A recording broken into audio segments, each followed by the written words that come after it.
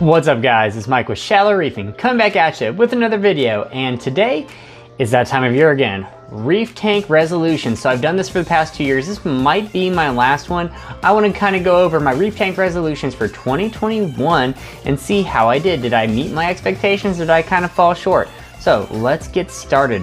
By the way, before we get into this, look at the previous video because the tank is looking like a completely different tank in the course of a year. I can't believe it. Give me a like, give me a comment below, and give me a sub if you haven't already subbed, and we'll jump right into this. Now, my first reef tank resolution was to not get any more scratches on the glass.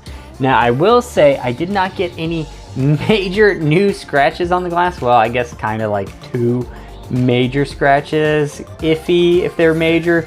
But yeah, I did kind of get a little bit of scratches on the glass.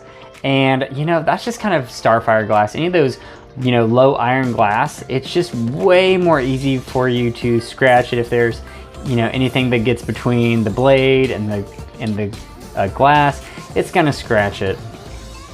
So as far as getting better with video editing, I think I've gotten better with video editing. That was one of my resolutions from last year. I'm gonna be upgrading to an iPhone, hopefully sometime soon. I already got the new Airbook, and it's like amazing. And hopefully I can do some of the video editing with iMovie on my phone and on my MacBook Air. As far as getting more corals, if you look at the previous video for, you know, my resolutions, there is no doubt that I got more corals, more high-end corals. They are kind of taken over everywhere. I mean, I've really filled this tank out. And a lot of it is growth, not necessarily I got a high quantity of corals, but more or less the growth of corals. And it's really helped to fill out the tank. Yes, number 5, when it was kill the flatworms in the quarantine tank, my nemesis, and how I ended up getting flatworms in this tank and ended up killing them and putting a wrasse and this yellow coarse wrasse right there.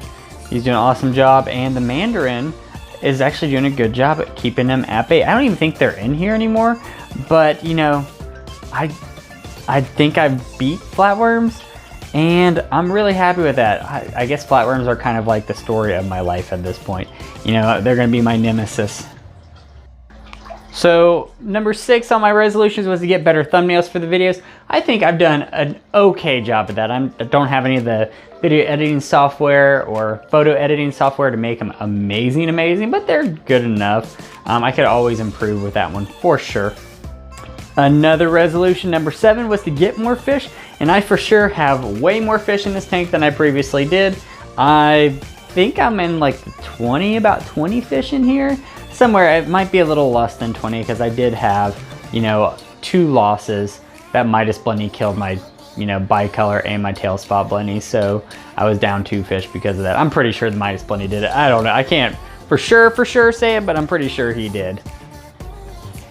So Refugium build was number 8 on my list, and I had a Refugium for a while, but it kind of was a pain in the butt to maintain, and I kind of had hair algae grow everywhere there. However, I have noticed that since I took the Refugium offline, I'm getting more like kind of nuisance algae in the tank.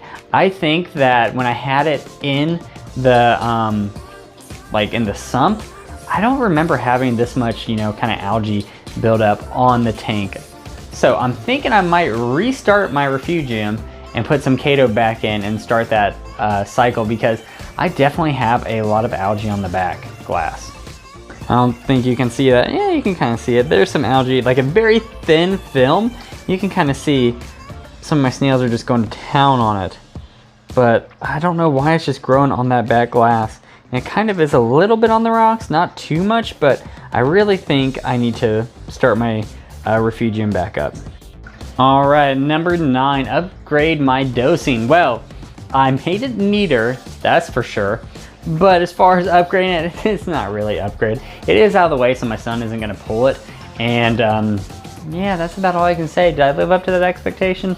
Not really, but it's working for now. I'm definitely gonna have to upgrade the dosing later, because I'm not really liking the BRS 1.1 milliliter per minute dosing, just because I can't spread the dose out very far or very long throughout the day. It all has to be like, you know, I pretty much dose from 1 o'clock to like 1:15 for calcium, and then 2 o'clock to 2:15 for alkalinity.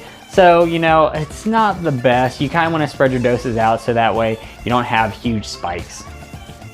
So also, for one of my resolutions was to set up an auto water change system.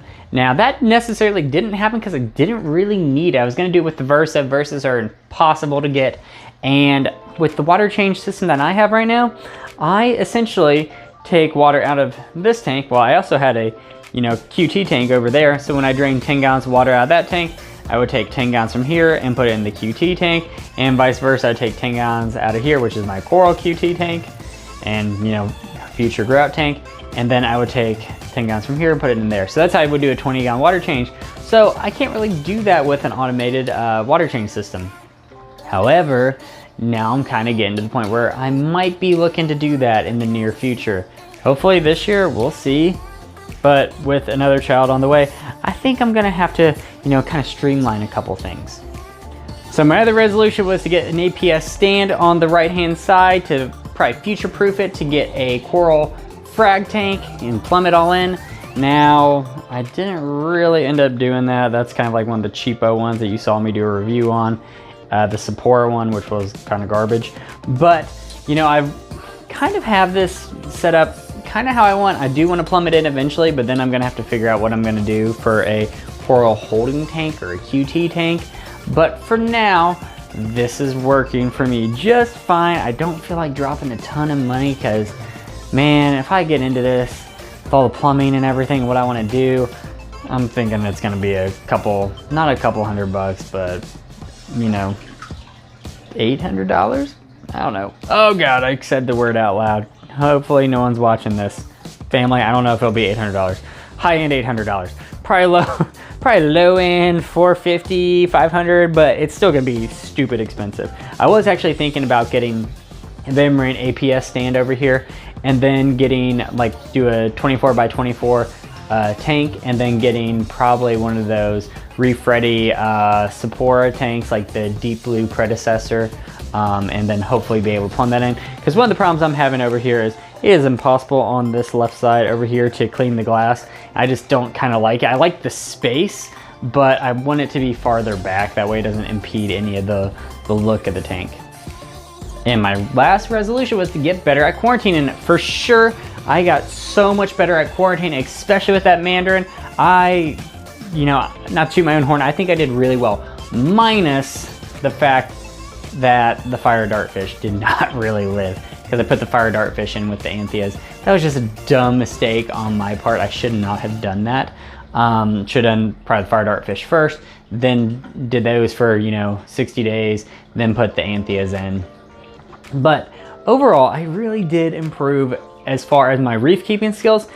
Definitely have improved with this tank and all the stuff that I have done. I forgot to mention, I got better at quarantine because I would put an acclimation box up here in the corner, and it allowed the fish to socially acclimate with one another. So I had much less aggression because the fish were socially acclimated. So overall, I mean, that's one of the areas with this tank that I have improved the most with, is my ability to quarantine fish, acclimate fish, and have them survive. Now, I know people are all about like, oh, I have a friend who just likes to throw fish in, but I'm more wary of that. I want to take my time and get them used to each other. Plus, I don't really have as much space in my tank for hideaways for the fish. So it's really important that they get used to each other and be open in the space, because I've set my tank up to grow out. I didn't put a lot of rock in it because I want the corals to have, you know, be kind of like the inhabitable structures for the fish. It's really amazing to think that if you look at my last video, this last shot of the coral for the Dunkin, that Dunkin on the left was probably twice the size of the Dunkin on the right. So that Dunkin on the right, you know, I mean, that's half the size of what the big Dunkin was, but in that amount of time, I've almost been able to double the Dunkin size. I mean, I can't believe it. So a lot of the corals are doing really, really well in this tank, and I'm super happy. Now, I'm not gonna really do another reef tank resolution because the last one wasn't as, you know, I don't know, it just didn't perform as well. Probably because it was a new tank and people want to see all the eye-catching candy of the corals with the scullies. Things beautiful. Dragon Soul, Bam Bams, my Ghani garden that I'm hopefully starting. You know, everything's doing pretty well. I mean, really well in some regards. The corals are growing better. You know, you got the acros are coming in. I got to figure out what to do with fragging them because they're going to start running into each other again.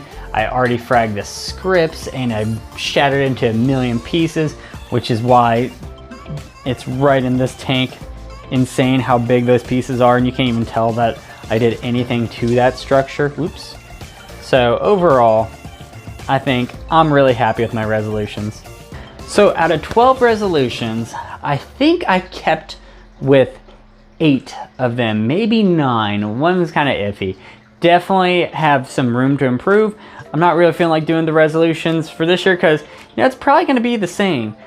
Gonna want to do something in the corner with the frag tank, gonna want to do something, you know, with the dosing, upgrade the dosing, gonna want to make sure I'm not getting more scratches, stuff like that. You know, like, you guys don't need to see another video, but what you do need to see is me updating you on what my big changes are going to be for 2022. So I'm going to change up quite a bit in this tank, and we'll see if I can get better growth and coloration out of the corals. So I've kind of been waiting to start the new year and start in January and just go guns a-blazing, doing everything to, you know, change this up, fine tune what I need to make this tank really pop and really become a showstopper. So guys, if you like what you see here and you want to see more, click the subscribe button. Don't forget to comment below and let me know how you think I did as far as my reef tank resolutions. And as always, I will see you next time.